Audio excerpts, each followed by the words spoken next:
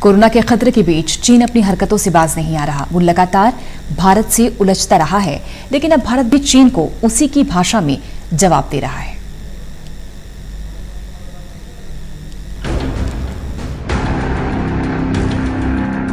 ये वक्त पूरी दुनिया के लिए किसी बुरे सपने की तरह है और हर कोई यही चाहता है कि बस कैसे भी ये बीत जाए।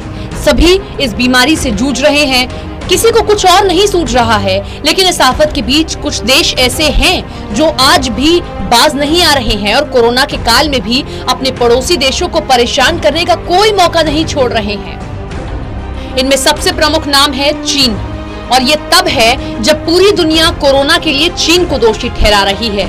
लेकिन बावजूद इसके चीन अपनी हरकतों से बाज नहीं आ रहा है और लगातार भारत के लिए परेशानी खड़ी करता रहा है। हाल ही में ये खबरें भी आई थी कि उसने लद्दाख में अपने सैनिकों की संख्या को बढ़ा दिया है, लेकिन अब लगता है कि चीन की इन हरकतों को भारत ने बर्दाश्त करना छोड़ दिया है। तभी लद्दाख में चीन की ओर से भारतीय सीमा में भारी संख्या में सैनिकों की तैनाती के बाद भारत ने भी करारा जवाब दिया है और भारतीय सेना ने लद्दाख में चीन सीमा पर अपने सैनिकों की तैनाती को बढ़ा दिया है। साथ ही चीनी सैनिकों की घुसपैठ रोकने के लिए भारत ने लद्दाख के अलावा अन्य क्षेत्रों में भी गश्त और निगरानी कड़ी कर दी है। चीन की ओर से दौलत बेग ओल्डी और 114 ब्रिगेड के तहत निकटवर्ती इलाकों में 5000 सैनिकों की तैनाती की है। यानी चीनी सैनिकों को किसी भी तरह से आगे बढ़ने से रोकने के लिए भारतीय सेना ने वायुसेना की मदद से सैनिकों को अग्रिम इलाकों में तैनात किया है।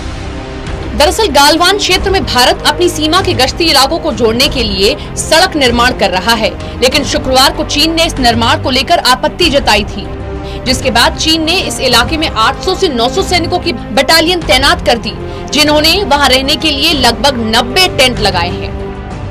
तो वहीं चीन के सैनिकों के बराबर तैनाती और बराबरी का मुकाबला सुनिश्चित करने के लिए भारत ने भी सड़क और हेलीकॉप्टरों की मदद से अग्रिम इलाके में और सैनिक भेजे हैं।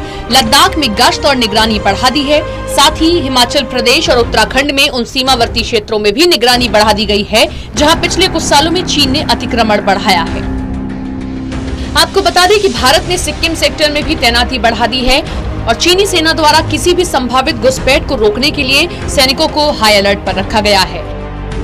दरअसल चीन भारतीय सीमा के करीब गालवान क्षेत्र तक अपने सैनिकों को लाने, ले जाने और सामानों की सप्लाई के लिए कई सड़क बना चुका है। इसी को देखते हुए भारतीय क्षेत्र में सीमा सड़क संगठन ने सड़क बनाने के काम में तेजी ला दी थी। वहीं कुछ ही दिन पहले भारत और चीन के सैनिकों के बीच पूर्वी लद्दाख, सिक्किम के नाको ला सेक्टर में भी झड़प हो चुकी है। Special desk, total news.